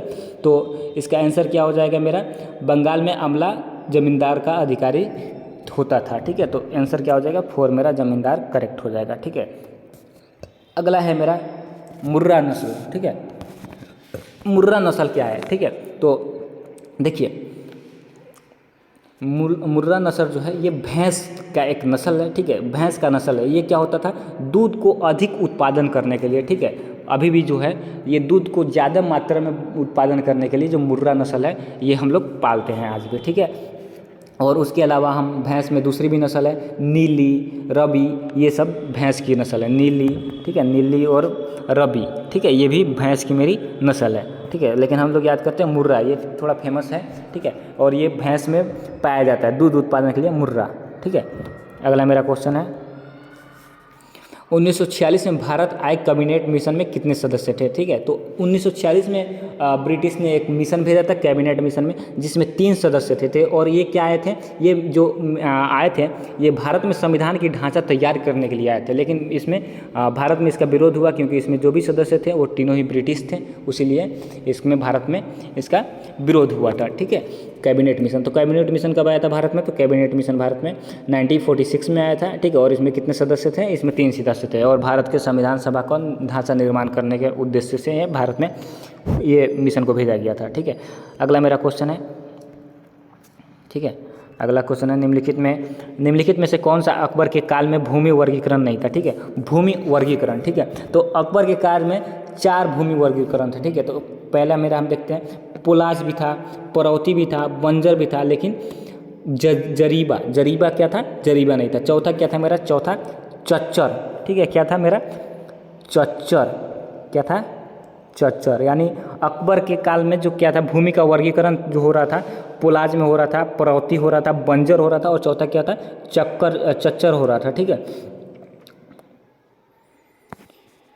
उसमें अकबर जो थे, अकबर के समय में जितने भी कृषि योग्य यानी जो भी भूमि जो जिसमें अनाज उपजाया जाए, ये भूमि को 4 भागों में बांट दिए थे उन्होंने, और एक का नाम रखे थे पुलाज, परौती, बंजर, और चौथा है चच्चर। ठीक है, और जो हम लोग ये प्रणाली सुनते हैं, ठीक है, जब्ती या बंदोबस्त प्रणाली। ठीक है, जब्ती या बंदोबस्त प्रणाली। ठीक है, तो ये जब्ती प्रणाली और बंदोबस्त प्रणाली कहाँ किनकी शासनकाल से लागू होता था? तो ये अकबर के भू स्वराज्य प्रणाली का हिस्सा था, जब्ती और बंदोबस्त। ठीक है, अकबर की भू स्वराज्य का एक प्रणाली था, जब्ती और बंदोबस्त प्रणाली। ठीक है, अगले क्वेश्चन पे हम लोग बढ़ते हैं। ठीक है, अगला क्वेश्चन मेरा है, जैन धर्म के 23वें तीर्थकर। ठीक है, तो जैन धर्म के हमारा 23वें तीर्थकर कौन थे? ठीक है, तो ऋषिदेव तो मेरा जैन धर्म के क्या थे? पहले तीर्थकर थे। ऋषिदेव क्या थे? जैन धर्म के मेरे पहले तीर्थकर थे। और इनका जो चिन्ह है, ये चिन्ह किससे डिनोट हम लोग करते हैं? सांड से ऋषिदेव जैन धर्म के पहले तीर्थकर, यानी जैन धर्म के संस्थापक किसको बोला जाता है? तो ऋषिदेव को बोला जाता है। ठीक है, उसके बाद हम लोग अंतिम कौन थे? तो अंतिम मेरा थे महावीर स्वामी। ये भी काफ़ी फेमस नाम है, महावीर स्वामी, और इनका जो सिंबल है वह क्या है? शेर है, और ये जैन धर्म के 24वें तीर्थकर हैं। ठीक है, और जो पार्श्वनाथ हैं, ये जैन धर्म के 23वें तीर्थकर हैं। ठीक है, और इनका चिन्ह क्या है? इनका चिन्ह नाग है। ठीक है, जो नाग होते हैं सांप में, वो इनके इनके चिन्ह हैं। ठीक है, तो जैन धर्म के 23वें तीर्थकर कौन थे? तो पहले ऋषिदेव, 23वें हैं मेरे पार्श्वनाथ, और 24वें मेरे महावीर स्वामी। ठीक है, ये तीनों क्वेश्चन हम लोग में पूछ लेता है। ठीक है, तो तीनों हम लोग याद कर लेंगे। पहले के क्या है? ऋषिदेव, 23वें है मेरा पार्श्वनाथ, और 24वें है मेरा महावीर स्वामी। अगले क्वेश्चन पे हम लोग बढ़ते हैं। अगला क्वेश्चन है मेरा,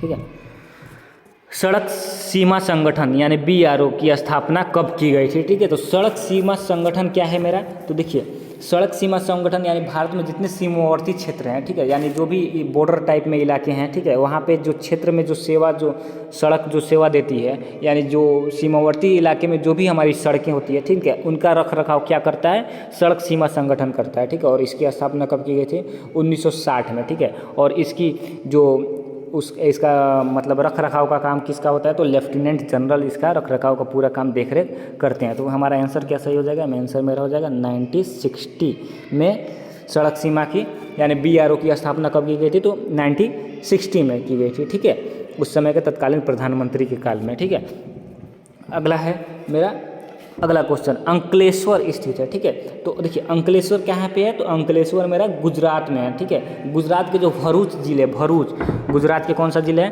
पहले क्वेश्चन ऊपर कर लेते। गुजरात का जो भरूच जिला है, भरूच जिला में अंकलेश्वर स्थित है। ठीक है, अंकलेश्वर स्थित है। ठीक है, और अंकलेश्वर किस लिए प्रसिद्ध है? तो अंकलेश्वर में 4 जैन मंदिर स्थित है। अंकलेश्वर में क्या है? 4 जैन मंदिर स्थित है, और ये गुजरात के भरूच जिले में स्थित है। ठीक है, अगला क्वेश्चन पे हम लोग जाते हैं। ठीक है,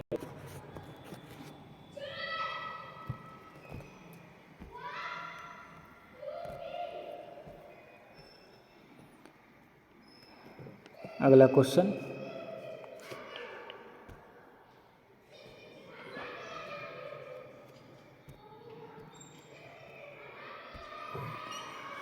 अवध राज्य का अंतिम शासक कौन था?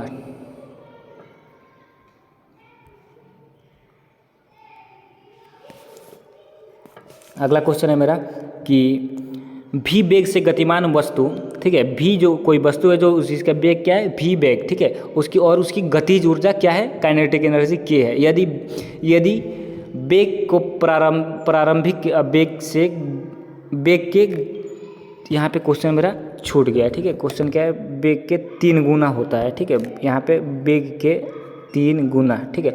बोल रहा है कि भी वेग से गतिमान वस्तु की गतिज ऊर्जा क्या है, के है। यदि वेग के प्रारंभिक वेग से 3 गुना घटा दिया जाए तो गतिज ऊर्जा क्या होती है? तो गतिज ऊर्जा का हम लोग फॉर्मूला क्या जानते हैं, ठीक है, के, ठीक है, 1/2, ठीक है, mv², ठीक है। तो mv² में हम v की जगह पे क्या बटे 1/v की जगह पे हम क्या डालते हैं, 1/3 डालते हैं, और इसका आंसर मेरा निकल के क्या आता है, इसका आंसर मेरा निकल के क्या आएगा, तो इसका आंसर मेरा निकल के आएगा k/9, यानी क्या अंतर आ जाएगा, ऑप्शन बी सही है मेरा, ठीक है, k/9, यानी उसकी अगर 1/3 गुना अगर प्रारंभिक वेग में घटा देते तो उसकी गतिज ऊर्जा पे क्या डिफरेंस पड़ेगा, तो गतिज ऊर्जा क्या है, k है, और k/9, यानी k/9 उस पर गतिज ऊर्जा पे डिफरेंस पड़ेगा, ठीक है।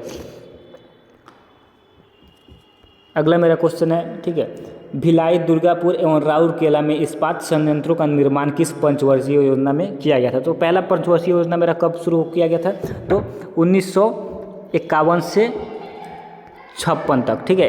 पहला पंचवर्षीय योजना कब शुरू किया था, 1951 से 56 तक, और दूसरा किया गया था 1956 से 1961 तक, ठीक है। तो जो दूसरी पंचवर्षीय योजना में, उसमें हम लोग 3 जो इस्पात संयंत्र है, जैसे भिलाई, दुर्गापुर और राउरकेला, ठीक है, इस दूसरी पंचवर्षीय योजना का ये इसमें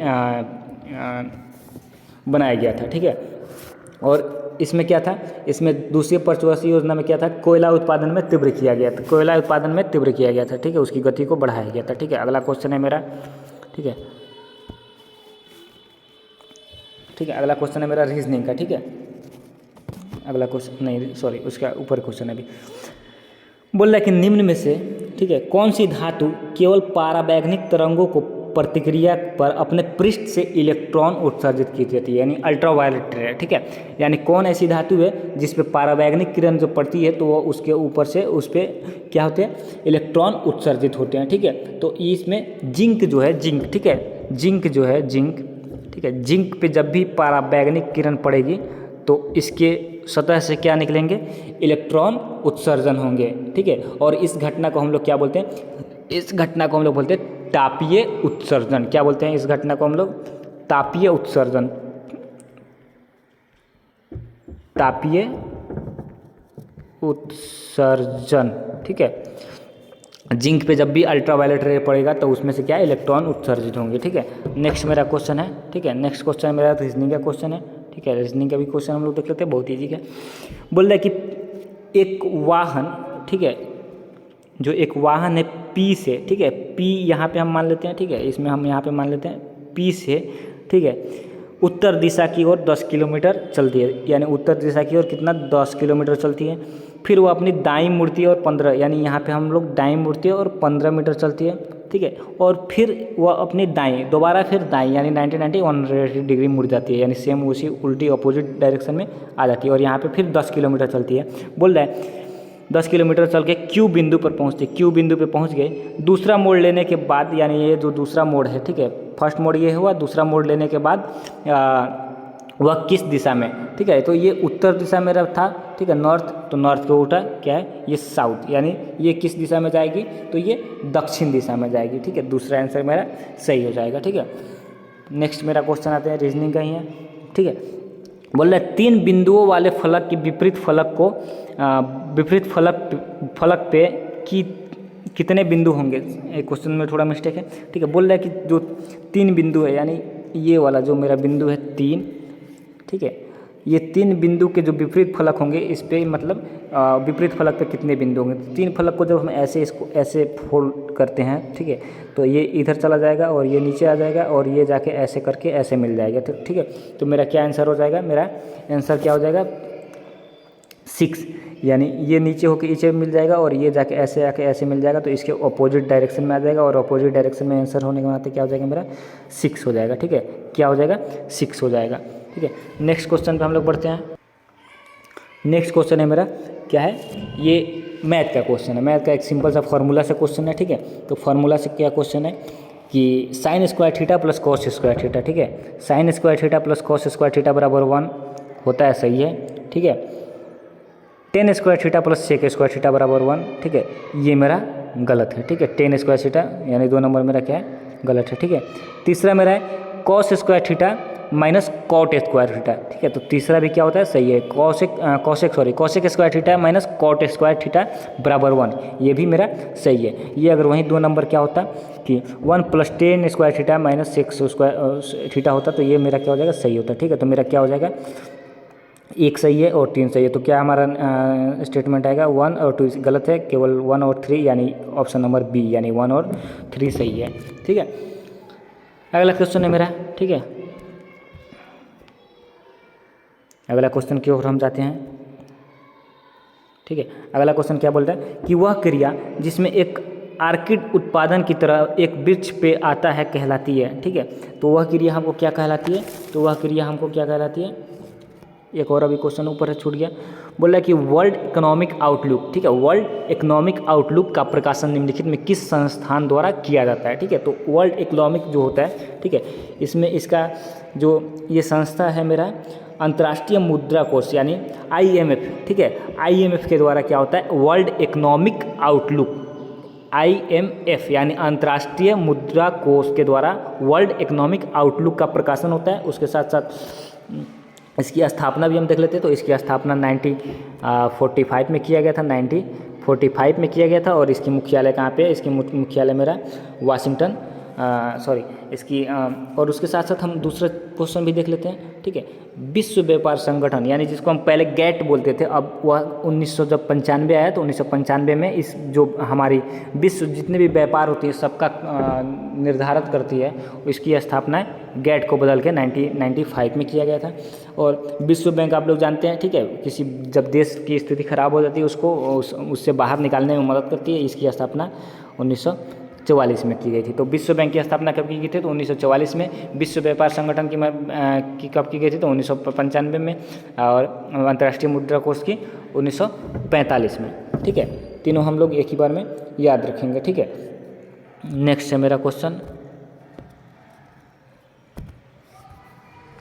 वह क्रिया जिसमें एक आर्किड उत्पादन की तरह एक वृक्ष पर आती है कहलाती है। तो उस क्रिया को हम लोग क्या बोलते हैं, उस क्रिया को हम लोग सहभोजिता बोलते हैं। ठीक है, क्या याद रखेंगे हम लोग, उस क्रिया को हम लोग सहभोजिता बोलेंगे। ठीक है, अगले क्वेश्चन पर हम लोग जाते हैं। अगला क्वेश्चन है, बोलते हैं कि प्राचीन भारत में वनवासी को किस नाम से जाना जाता है। यानी प्राचीन जो अर्लियर टाइम थे उसमें जो वनवासी यानी जो वन में रहते थे, ठीक है, उसको किस नाम से हम लोग जानते थे। ठीक है, तो उसमें हम लोग किस नाम से जानते थे, तो उस समय हम लोग निषाद, ठीक है, क्या किस नाम से जानते थे, प्राचीन भारत में वनवासी को निषाद नाम से जानते थे। ठीक है, निषाद नाम से।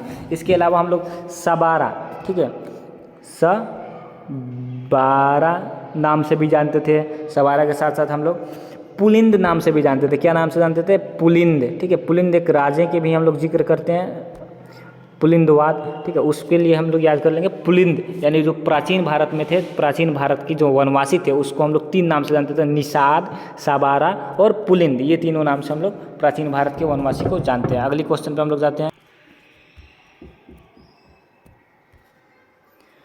बोल रहा है कि भारत में निम्नलिखित राज्यों में से किस में, एक ही में हो गया यहाँ पे। ठीक है, इसको हम अलग अलग कर लेते हैं। ये होता है किस में डेबरा डल रहा है। ठीक है, क्या नाम है, डेबसा दर्रा। ठीक है, क्या याद रखेंगे, डेबसा दर्रा। ठीक है, तो डेबसा दर्रा हम लोग क्या याद करेंगे, हिमाचल प्रदेश। हिमाचल प्रदेश में क्या है, डेबसा दर्रा है। हिमाचल प्रदेश में क्या है, डेबसा दर्रा है। ठीक है, और हिमाचल प्रदेश में हम लोग एक और भी फेमस दर्रा का नाम याद करेंगे, रोहतांग दर्रा। क्या नाम याद करेंगे, रोहतांग दर्रा। ठीक है, रोहतांग दर्रा का आप लोग नाम सुने हैं। ठीक है, रोहतांग दर्रा। ठीक है, ये भी कहाँ पे है मेरा, तो रोहतांग दर्रा कहाँ पे, ये भी हिमाचल प्रदेश में है, रोहतांग दर्रा। ठीक है, तो हिमाचल प्रदेश में एक दर्रा हम लोग याद करेंगे, रोहतांग दर्रा, डेबसा दर्रा। उसके साथ साथ एक और सिपलीला दर्रा जो बोलते हैं। ठीक है, ये भी हम लोग याद कर लेंगे अगर हो सकता है तो, ठीक है। अगला क्वेश्चन है मेरा, बोल रहा है कि निम्नलिखित में से किस पादप के परागकण एलर्जी है, ठीक है। देखिए किस पादप का परागकण एलर्जी का कारण होता है, ठीक है। तो ये जो है पार्थनियम, ठीक है। जो पार्थनियम जो दूसरा मेरा आंसर है, दूसरा, ठीक है। गेहूं होगा नहीं, गुलाब होगा नहीं, चमेली होगा नहीं, तो बचा क्या, तो पार्थनियम। बोल रहा है कि निम्नलिखित में किस पादप के परागकण एलर्जी कारण है, ठीक है। एलर्जी का कारण तो क्या है, तो पार्थनियम, ठीक है। पार्थनियम क्या है, एलर्जी का कारण है, ठीक है। पादप में एलर्जी का कारण क्या है, तो पार्थनियम। याद रखेंगे कि पादप में एलर्जी का कारण पार्थनियम, ठीक है। अगले क्वेश्चन पे हम जाते हैं, ठीक है।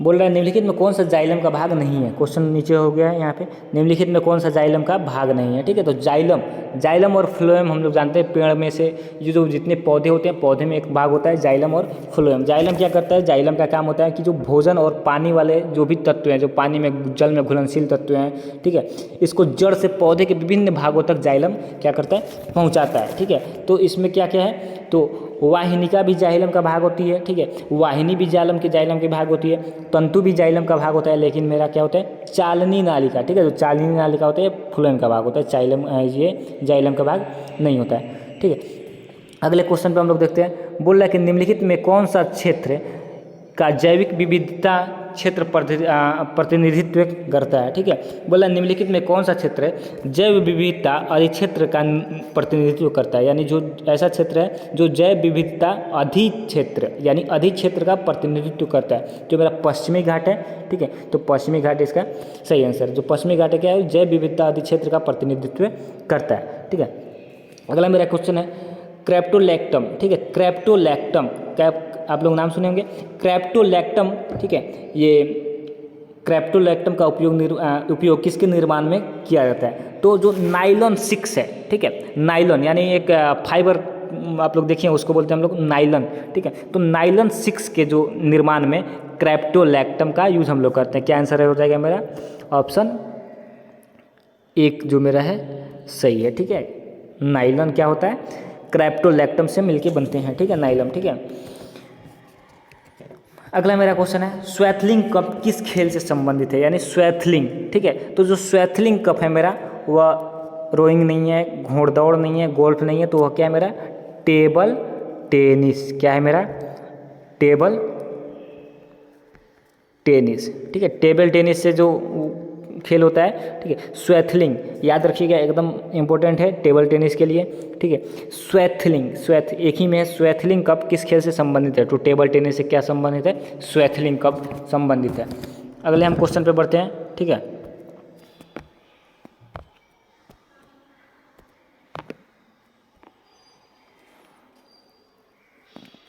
हस्तिनापुर, ठीक है। हस्तिनापुर ये कहाँ पे है, तो ये यूपी के मेरठ जिले में आप लोग नाम सुने, मेरठ, ठीक है। जहाँ पे 1957 का हमारा प्रथम जो सिपाही विद्रोह हुआ, सॉरी 1857 को जो सबसे सिपाही विद्रोह हुआ था वो मेरठ से ही स्टार्ट हुआ था। तो वहीं पे एक शहर का नाम है हस्तिनापुर, ठीक है। तो हस्तिनापुर यूपी के मेरठ जिले में है। और उसका उत्खनन कब हुआ था, तो उसका उत्खनन हुआ था मेरा 1953-54 में। 1953 और 54 में क्या हुआ था, हस्तिनापुर का उत्खनन 1953 और 54 का मध्य हस्तिनापुर का उत्खनन हुआ था। तो 2 क्या हो गया मेरा, करेक्ट आंसर हो गया, ठीक है। अगला क्वेश्चन हम जाते हैं। अगला क्वेश्चन साइंस से, और ये बहुत ही इंपॉर्टेंट भी क्वेश्चन है, ठीक है। तो देखिए बोल रहा है कि किस लेंस का उपयोग करके मानव आँख का जो मायोपिया है, ठीक है, मायोपिया समस्या को ठीक किया जा सकता है। तो हम लोग पहले इसमें हम लोग 2-4 क्वेश्चन आज देखते हैं, ठीक है। तो देखिए मायोपिया को हम लोग ठीक करते हैं अवतल लेंस से, ठीक है। अवतल लेंस से क्या ठीक करते हैं, मायोपिया ठीक करते हैं, ठीक है। अब देखते हैं, आगे देखते हैं, ठीक है।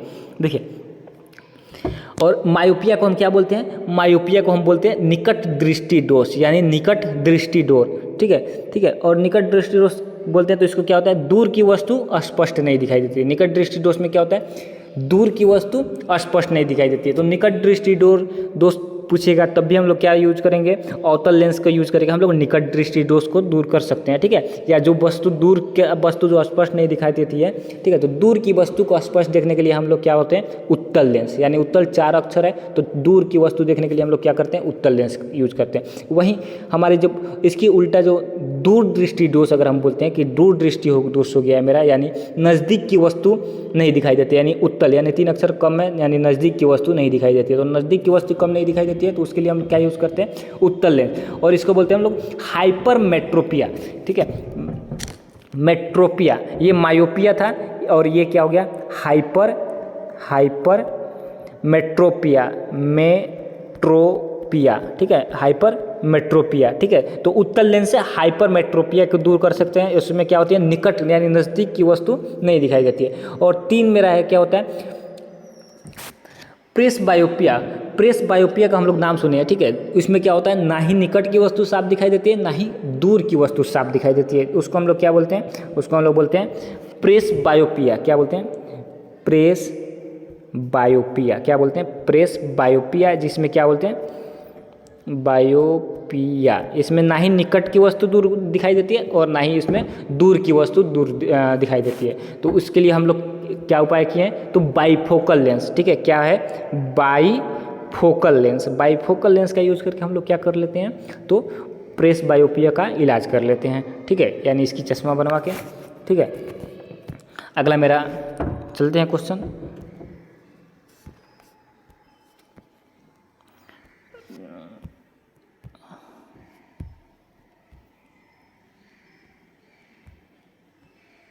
बोल रहा है विशाल जमीन से खड़ा होने के लिए 15 सेकंड लेता है और जमीन पर बैठने के लिए 11 सेकंड लेता है। वह कुछ सेकंड इस प्रक्रिया को जारी रखता है, 98 सेकंड बाद वह कितने समय के लिए खड़ा होता है, ठीक है। तो एकदम सिंपल सा क्वेश्चन है। 15 11 को जोड़ लेते हैं, 15 11 क्या हो जाएगा मेरा, 26 हो जाएगा। 26 को हम आगे मल्टीप्लाई करेंगे और उसके बाद सिंपल सा हम आंसर इसको निकाल लेंगे, ठीक है। और आंसर मेरा क्या आ जाएगा, आंसर मेरा 5 आ जाएगा, ठीक है। एकदम बेसिक सा क्वेश्चन है, ठीक है। अगले हम क्वेश्चन पे जाते हैं। बोल रहा है कि निम्न में से कौन सी वस्तु हड़प्पा शव स्थल से प्राप्त नहीं होती। हड़प्पा आप लोग जानते हैं, ठीक है। हड़प्पा शव स्थल से कौन सी वस्तु प्राप्त नहीं होती है, ठीक है। तो इसमें देखिए, हड़प्पा में क्या लोगों को मानना था कि जो जो मृत्यु हो जाती है, मृत्यु के बाद भी जीवन होता है, ठीक है।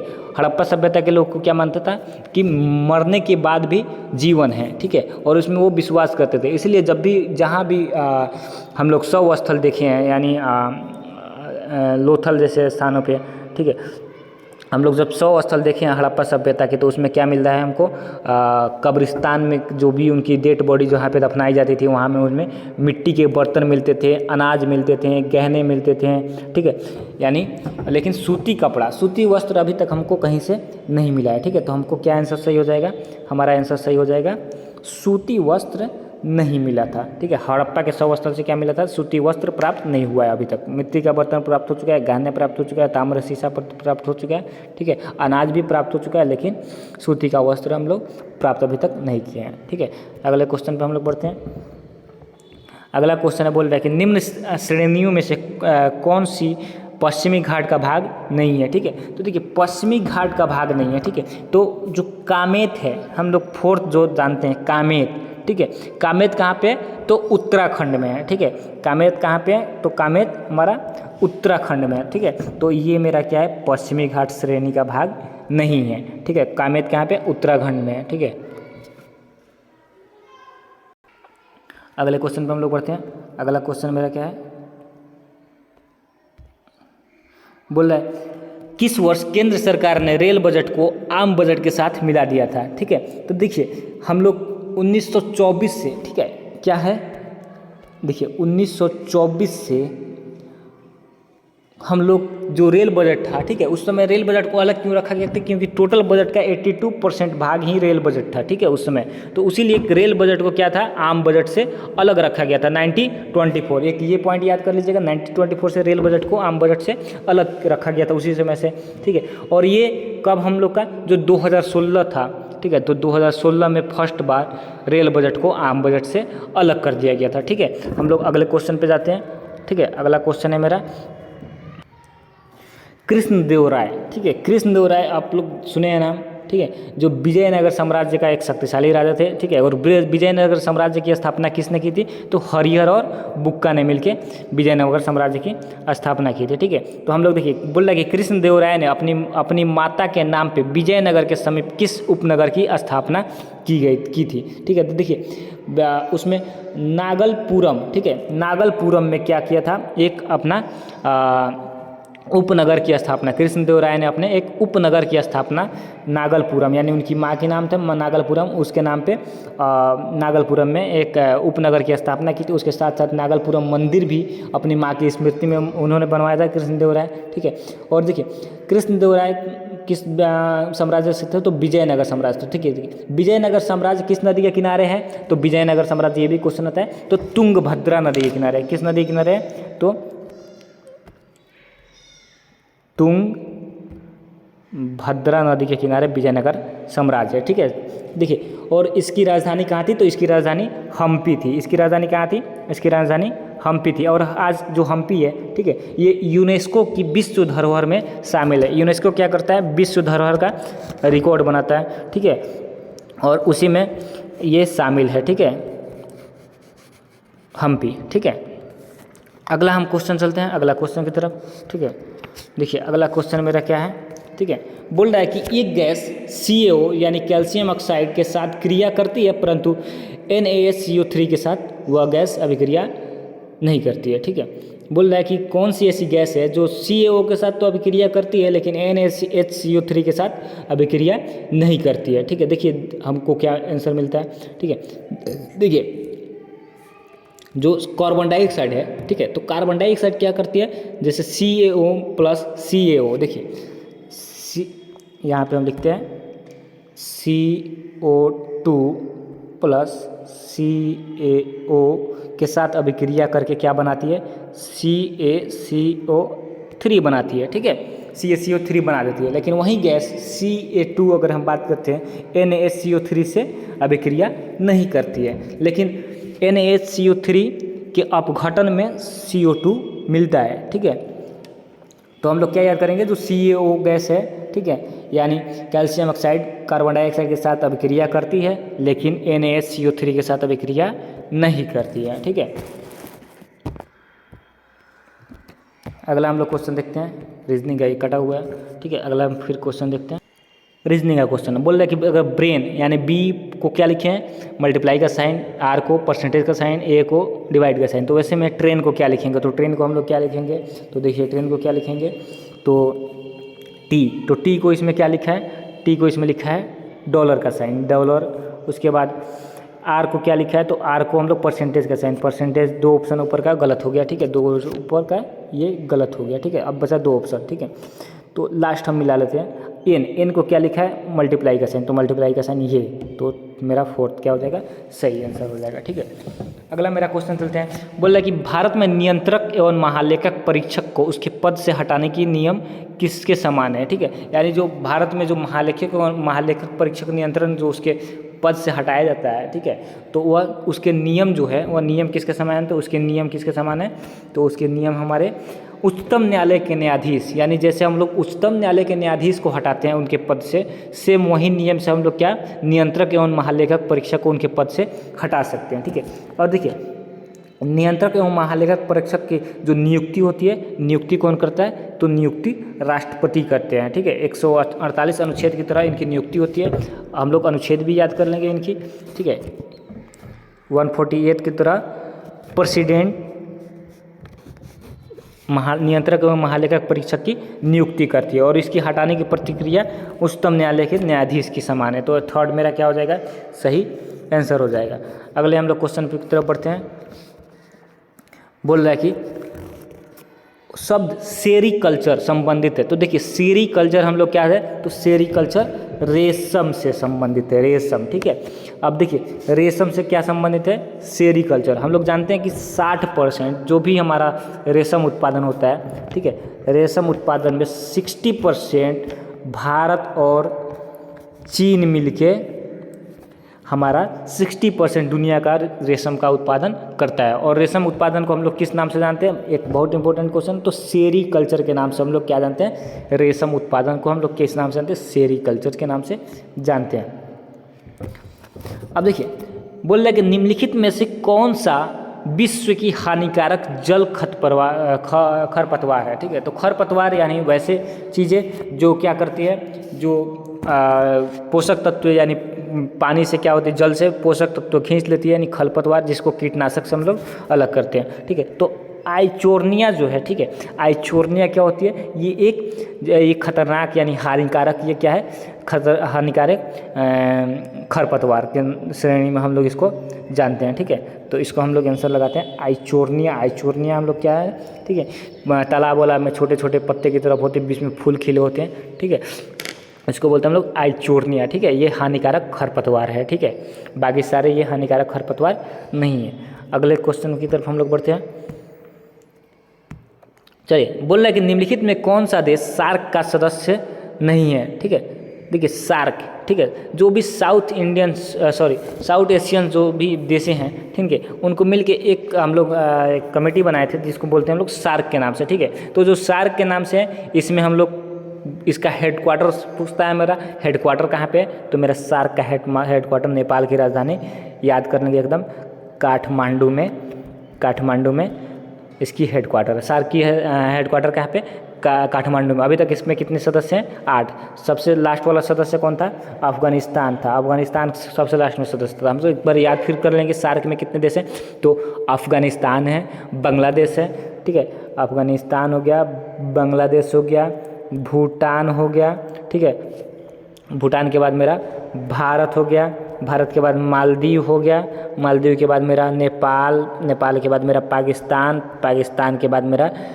क्या है, श्रीलंका मेरा हो गया। ठीक है, ये 8। फिर से हम एक बार देखते हैं, अफगानिस्तान, बांग्लादेश, भूटान, भारत, मालदीव, नेपाल, पाकिस्तान, और एक है मेरा हमारे पड़ोसी श्रीलंका। ठीक है, ये मेरा सार्क के सदस्य हैं। ठीक है, तो इनको हम लोग जब छांट देते हैं इनके, तो देखिए इसमें क्या क्या ऑप्शन है, भूटान हो गया, अफगानिस्तान, मालदीव, तीनों तो सार्क के सदस्य हैं, लेकिन ईरान ये मेरा क्या है, सार्क का सदस्य नहीं है। अगले क्वेश्चन की तरफ बढ़ते हैं हम। ठीक है, अगला क्वेश्चन मेरा क्या बोलता है, अगला क्वेश्चन मेरा बोलता है कि किस मुगल सम्राट के शासनकाल में मुगल दरबार में चारह तस्लीम और ज़मीन बोस लागू हुआ। ठीक है, देखिए चारह तस्लीम, देखिए चार तस्लीम का मतलब क्या होता है, चार तस्लीम का मतलब होता है 4 बार अभिनंदन करना। ठीक है, और ज़मीन बोस यानी ज़मीन को चूमना। ठीक है, तो ये एक मुगल शासक थे, ठीक है, जो हम लोग जिनको जानते हैं शाहजहाँ। तो शाहजहाँ के शासनकाल में चार तस्लीम यानी 4 बार अभिनंदन करना और ज़मीन को चूमने वाली प्रथा लागू की गई थी। ठीक है, और शाहजहाँ के द्वारा हम लोग कुछ कलाकृति भी बनाई गई, उनके द्वारा कुछ मकान वकान, जैसे आगरा का ताजमहल शाहजहाँ ने बनवाया था, लाहौर की मोती मस्जिद शाहजहाँ ने बनवाया था। ठीक है, चलिए अगला हम लोग क्वेश्चन देखते हैं।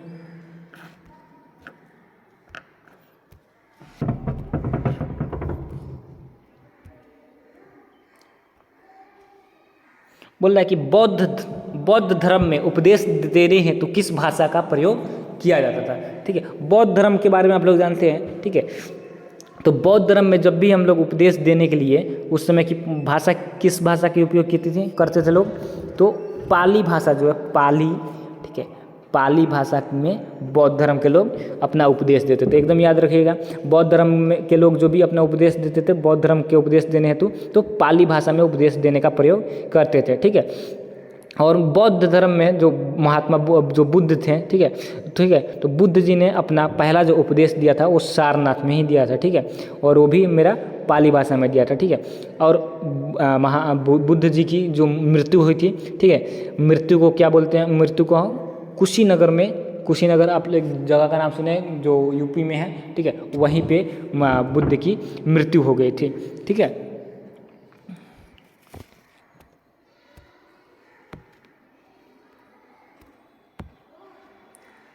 एक अगला क्वेश्चन है, 14 घंटा दिन का कितना भाग है। तो एकदम सिंपल सा क्वेश्चन है, 14 घंटा हम सिंपल से क्या लिखेंगे, 14 घंटा दिन का कितना भाग है, घंटा में बदल लेंगे 24, तो क्या हो जाएगा 7/12।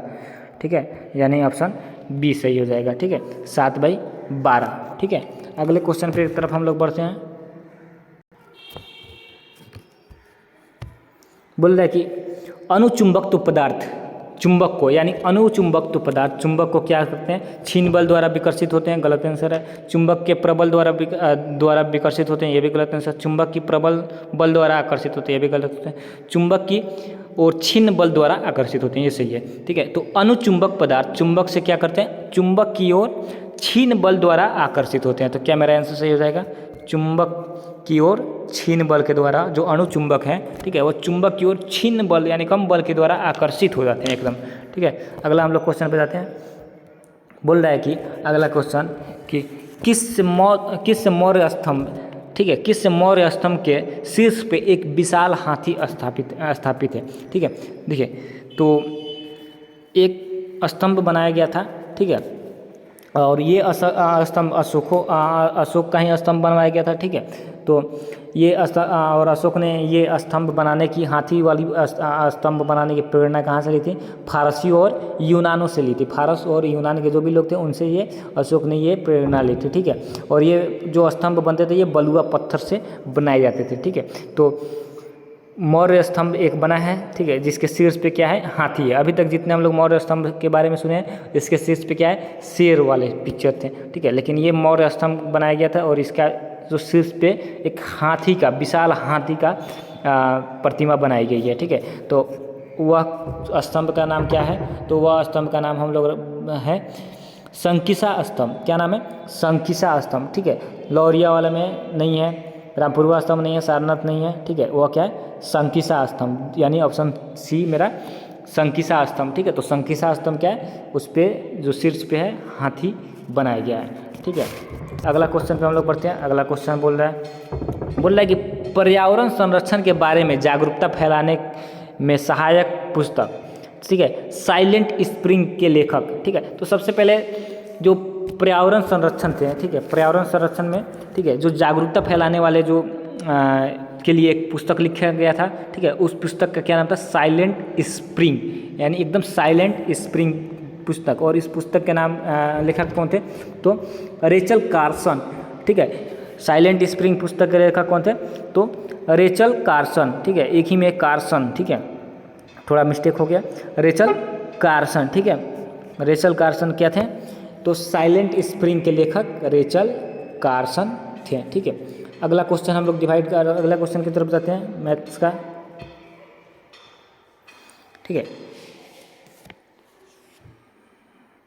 बोल रहा है कि 7/7 का जो पावर जो 7 है वो 4 से विभाजित किया जाता है तो शेषफल क्या होता है। तो इस स्थिति में हम क्या करते हैं, शॉर्टकट में क्या करते हैं, 7 का पावर 7 है तो हम डायरेक्टली क्या करते हैं, 7 को यानी पावर को 7 से हम लोग 7 को 4 से डिवाइड कर देते हैं। तो क्या बचेगा, 4 1 टाइम्स 4 3, क्या बचेगा मेरा शेषफल 3।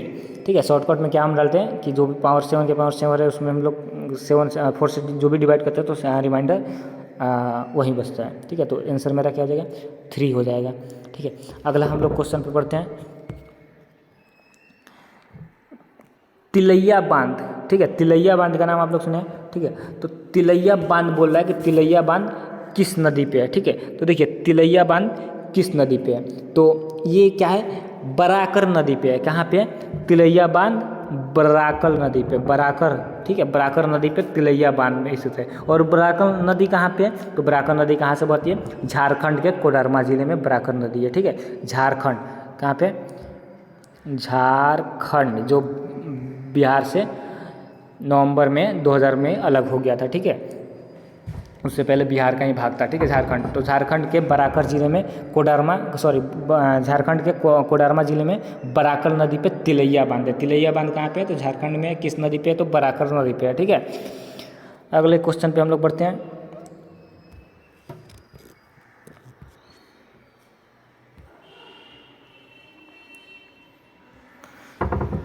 देखिए बोल रहे हैं कि किस एक्ट के द्वारा भारत में ईस्ट इंडिया कंपनी का व्यापार एकाधिकार समाप्त कर दिया गया था। ठीक है, देखिए भारत का जब भी उस ईस्ट इंडिया कंपनी पे व्यापार चलता था उस समय एक्ट चलते थे, 20 साल के बाद एक्ट आते थे, ठीक है, ब्रिटेन से, और वहीं एक्ट से भारत में व्यापार होते थे, ठीक है। उससे पहले ईस्ट इंडिया कंपनी का एकाधिकार था, बहुत सारे कामों पे वह सिर्फ ईस्ट इंडिया कंपनी ही व्यापार कर सकती थी, ठीक है। तो उसको जो एक एक्ट आया था, ठीक है, और वो एक्ट का नाम है मेरा 1813 का चार्टर एक्ट। उस समय एक्ट आता था चार्टर एक्ट, ठीक है, 20 साल के बाद, ठीक है। तो 1813 में जो चार्टर एक्ट आया था, ठीक है, उसमें कंपनी का व्यापारिक एकाधिकार को समाप्त कर दिया गया था, सिर्फ चाय और चीन के साथ व्यापार करने के लिए छोड़ के। चीन के साथ सिर्फ व्यापार कर सकते थे और चाय का व्यापार वो कर सकते थे, बाकी का एकाधिकार उनके समाप्त कर दिया गया था। तो 1813 का इसमें क्या आंसर हम डालेंगे, 1813 का चार्टर एक्ट से हमारा ईस्ट इंडिया कंपनी का व्यापारिक एकाधिकार समाप्त कर दिया गया था, ठीक है। अगला क्वेश्चन मेरा रीजनिंग के पोर्शन से। तो रीजनिंग के पोर्शन से मेरा क्या क्वेश्चन आ रहा है, सीरीज वाला क्वेश्चन है। तो सीरीज वाले क्वेश्चन को हम यहाँ पे देखते हैं, ठीक है। देखिए सीरीज वाले क्वेश्चन पर लगातार सीरीज है और इसका आंसर हो जाएगा 8 5 3 2 6 9 9 इधर से हट जाएगा, यहाँ पे है तो यहाँ पे हट जाएगा, एक इधर से एक इधर से हट रहा है, तो आंसर मेरा 2 8 5 3 2 6 आंसर मेरा सही आंसर हो जाएगा, ठीक है।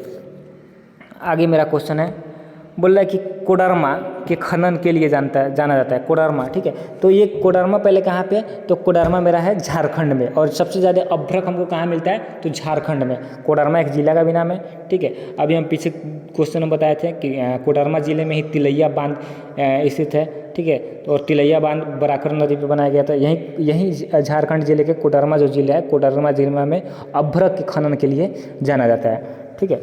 अगला मेरा क्वेश्चन है,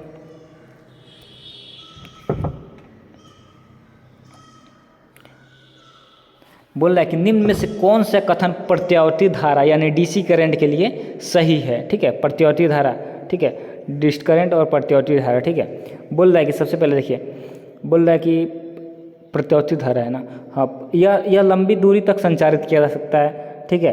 प्रत्यावर्ती धारा के लिए कौन सा कथन मेरा सही है, ठीक है। तो देखिए, यह लंबी दूरी तक संचारित किया जा सकता है, तो डीसी मेरा प्रत्यावर्ती धारा को लंबी दूरी तक संचारित नहीं किया जा सकता है। चलिए यहाँ पे क्वेश्चन है, निम्न में कौन सा कथन प्रत्यावर्ती धारा के लिए सही नहीं है, ठीक है। अब देखते हैं, तो सही नहीं है, तो अब देखिए पहला स्टेटमेंट, यह लंबी दूरी तक संचारित किया जा सकता है, एकदम सही है, ठीक है। इसका उत्पादन सस्ता होता है, ये भी सही है, ठीक है। इसका परिमाण समान रहता है, तो देखिए प्रत्यावर्ती धारा क्या होता है, प्रत्यावर्ती धारा का कभी भी मान समान नहीं होता है, ठीक है, आता है जाता है, ठीक है। तो इसका समान बदलता रहता है। बोलता है कि इसकी वोल्टता आसानी से बदली जा सकती है, ये भी सही है, ठीक है। और वहीं अगर डिश धारा की बात करते हैं तो ये लंबी दूरी तक संचालित नहीं किया जा सकता है, इसका उत्पादन महंगा भी होता है और इसका परिमाण समान रहता है, और ये इसकी वोल्टता आसानी से बदली भी जा सकती है, बदली नहीं जा सकती है, ठीक है। तो प्रत्यावर्ती धारा के लिए हम कौन से स्टेटमेंट लगाएंगे कि इसकी परिमाण समान नहीं रहती है, ठीक है। जब भी प्रत्यावर्ती धारा की बात करते हैं तो उसकी जो परिमाण है बदलती रहती है, ठीक है। और प्रत्यावर्ती धारा में क्या क्या फायदे हैं, तो ये लंबी दूरी तक आसानी से संचारित किया जा सकता है, इसका उत्पादन सस्ता भी होता है और इसकी वोल्टता आसानी से बढ़ाई या घटाई जा सकती है, ठीक है। अगला क्वेश्चन पे हम लोग बढ़ते हैं। अगला क्वेश्चन हमारा मैथ के पोर्शन से आ रहा है, ठीक है। बोल रहा है कि किसी दुकानदार का 5 महीनों का विक्रय क्रमशः 6435 रुपये, 6855 रुपये और इतना है, ठीक है। ये मेरा दुकानदार का कितने दिन के लिए है, तो हम लिखते हैं, एक मेरा A B C D E F इतना तक है, ठीक है। बोल रहा है कि 6500 रुपये का औसत विक्रय मूल्य, ठीक है।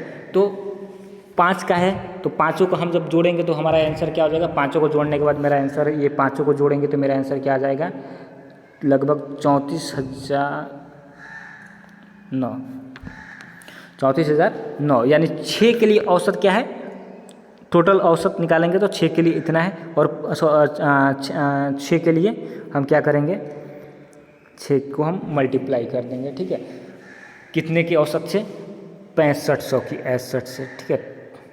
देखिए 6500 की औसत से 6, तो 6 को हम लोग जब मल्टीप्लाई करेंगे 6500 से, तो मेरा आंसर क्या आ जाएगा, मेरा आंसर आ जाएगा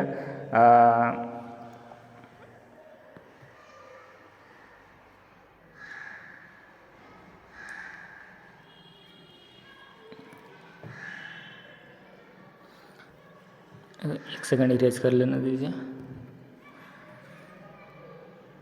6500×6, ठीक है, क्या आएगा 0 0 30 3 6 6 37 3 39 में जब हम लोग घटाएंगे 34 तो मेरा क्या आ जाएगा 4991, यानी 6500 की औसत के लिए हम लोग क्या डालेंगे, छठा विक्रय 4991 रुपया होगा, तो मेरा औसत 6 महीने का 6500 हो जाएगा। ठीक है, तो इस तरीके से बहुत ही ईजी क्वेश्चन है ये, आराम से बना सकते हैं। नहीं, ये ऐसे नहीं हो सकता है तो आप लोग इस तरीके से बना सकते हैं। टोटल क्या है 6500, ठीक है, 6500 में टोटल हम क्या करेंगे, A plus B plus C plus D plus E plus last वाले को हम x मान लेते हैं, x/6, और ऐसे ही बनाएंगे तो सेम वो प्रोसेस हो जाएंगे। अगला हम देखते हैं। ठीक है, तो अगला हमारा क्या है, बोल रहा है कि महात्मा गांधी के जीवन का लेखक कौन है। एक बुक है महात्मा गांधी, ठीक है, उनके जीवन का लेखन जो करने वाले हैं उनका नाम क्या है, तो उनका नाम मेरा क्या है, तेंदुलकर, DG तेंदुलकर। कहाँ गया, चलिए, DG सचिन तेंदुलकर नहीं है, ठीक है, DG तेंदुलकर महात्मा गांधी के जीवन के लेखन किए हैं। ठीक है, महात्मा गांधी के जीवन का लेखन करने वाले कौन है, लेखक का नाम, तो DG तेंदुलकर महात्मा गांधी के जीवन का लेखन किए हैं। ठीक है, अगले क्वेश्चन की तरफ हम जाते हैं। ठीक है,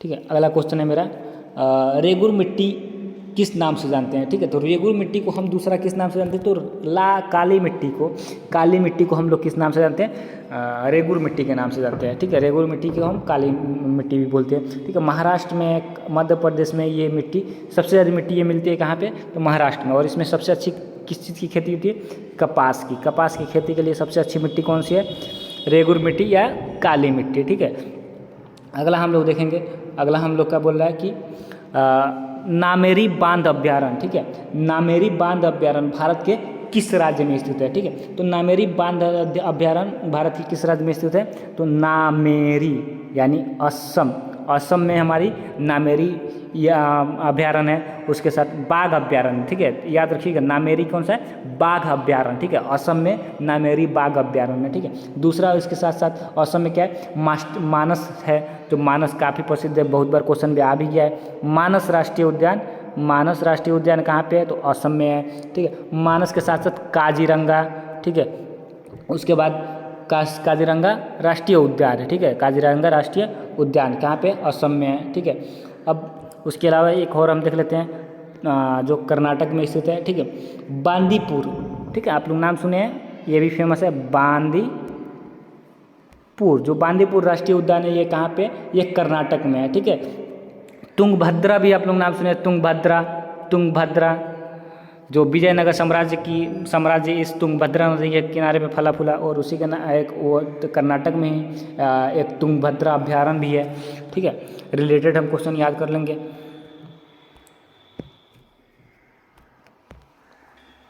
चलिए, निम्नलिखित शब्दों में तार्किक क्रम को व्यवस्थित करें। अस्पताल है, उपचार है, भर्ती है, रोगी है, और रोग निदान है। ठीक है, तो देखिए, हम सबसे पहले क्या हो गया, सबसे पहले हमको क्या, रोग पकड़ेगा। ठीक है, क्या होगा, हमको रोग पकड़ेगा। ठीक है, जब हम रोग पकड़ेगा तो हम कहाँ पे जाएंगे, हम अस्पताल में जाएंगे। जब अस्पताल में जाएंगे तो हमको क्या हो गया, हमको भर्ती करेगा। अस्पताल वाले लोग क्या करेंगे, भर्ती करेंगे। भर्ती करने के बाद क्या हो जाएगा, उपचार करेंगे। उपचार करने के बाद रोग निदान यानी छुटकारा मिल जाएगा। तो क्या हो जाएगा, रोग होगा, 4 हो गया, उसके बाद 1 जाएंगे, उसके बाद हमको भर्ती करेगा लोग, उसके बाद हमको 2 नंबर उपचार करेगा लोग, उसके बाद हम रोग मुक्त हो जाएंगे। तो कौन सा ऑप्शन सही है, 4132 यानी ऑप्शन बी मेरा सही है। ठीक है,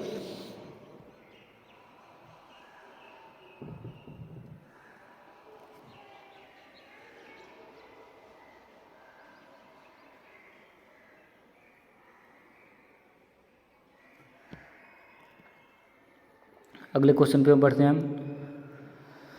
बोल रहा है कि भारत में सबसे मीठे यानी जो झील है, ठीक है, सबसे मीठे पानी की झील है वो कहाँ पे है। ठीक है, भारत में जो सबसे मीठे पानी की झील कहाँ पे और किस जगह किसको बोलते हैं हम लोग, ठीक है। तो देखिए बुलर झील, बुलर झील जो बोलते हैं तो भारत में मीठे पानी की सबसे बड़ी झील है, भारत में ही नहीं एशिया की अगर भी पूछता है कि सबसे मीठे पानी की झील कौन सी है सबसे बड़ी, तो बुलर झील कहाँ पे है, तो श्रीनगर में है। श्रीनगर से 40 किलोमीटर के करीब में ये बुलर झील है, ठीक है। और सबसे बड़ी मीठे पानी की झील हम लोग बुलर झील को, यानी ऑप्शन मेरा बी सही है, ठीक है। बुलर झील सबसे बड़ी मीठे पानी की झील है, ठीक है।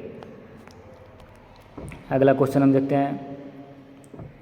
बोला कि आर्द्रतापूर्ण दिन प्रातः काल के समय यदि एक नरम तने वाले पादप के नीचे क्षैतिज दिशा में तीखे ब्लेड से काट दे, यानी जो आर्द्रतापूर्ण दिन जो होती है उसमें अगर प्रातःकाल सुबह सुबह में ही अगर एक पादप को हम क्षैतिज दिशा से काट दें तीखे ब्लेड से, तो कटे हुए तने पर द्रव्य की कुछ मात्रा ऊपर की ओर उठ जाती है। यानी उस पर जब भी हम देखेंगे काटते हैं तो उसके ऊपर कुछ द्रव्य की मात्रा उठती है। इसका कारण क्या है, ठीक है। तो इसका कारण क्या है, तो ये मूल दाब, ठीक है। ये इसका कारण क्या है, ये मूल दाब के कारण वो जब पादप के ऊपर क्या होते हैं छोटे छोटे पानी की थोड़ी मात्रा जमी हो जाती है, इसका कारण है मूल दाब। हम लोग याद कर लें मूल दाब।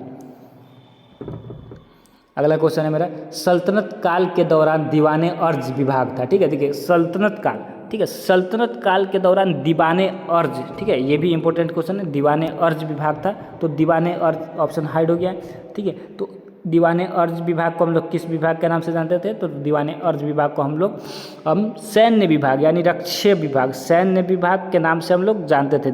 किस काल में हम बात कर रहे हैं, तो सल्तनत काल में। सल्तनत काल में जो हम लोग दीवाने अर्ज विभाग था वो सैन्य काल के रूप में हम लोग सैन्य विभाग के रूप में हम लोग जानते हैं, एकदम याद कर ले हम, ठीक है।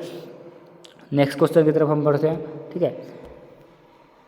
नेक्स्ट क्वेश्चन है मेरा,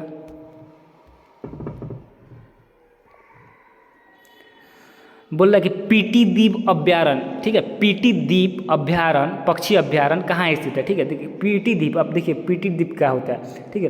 तो ये जो लक्षद्वीप है, जो हम लोग जानते हैं कि लक्षद्वीप में 36 आइसलैंड है, ठीक है। तो लक्षद्वीप में पीटी द्वीप अभ्यारण्य, पीटी क्या है, ये तमिल का ही एक शब्द है पीटी, यानी पीटी को बोलते हैं हम लोग पक्षी ही बोलते हैं, ठीक है।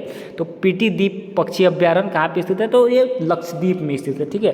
तो पीटी लक्षद्वीप, ठीक है, लक्षद्वीप में पीटी द्वीप पक्षी अभ्यारण्य उपस्थित है, ठीक है। अगला ये बोल रहा है कि लोकसभा में विपक्ष का नेता बनने के लिए कम से कम सदन की कुल सीटों में से कितने सीट हासिल होनी चाहिए, ठीक है। जब लोकसभा में विपक्ष का नेता होता है, ठीक है, और विपक्ष के नेता बनने के लिए कम से कम लोकसभा की कम से कम 1/3 यानी 10 में से कम 1 सीट जरूर उसको हासिल होनी चाहिए, तभी वो लोकसभा में विपक्ष का नेता बनेगा। और विपक्ष का नेता भी जब तक 1/3 नहीं बने 1/10 नहीं मिलेगा तब तक विपक्ष का नेता नहीं बनेगा। और अभी तक 2014 से ये सीट खाली ही है, ठीक है। तो इस तरह हमारा 100 सवालों का क्वेश्चन आंसर रिवीजन समाप्त होता है। आप लोग अपना कितना सवाल सही किए हैं वह कमेंट में लिख के हमको बता सकते हैं।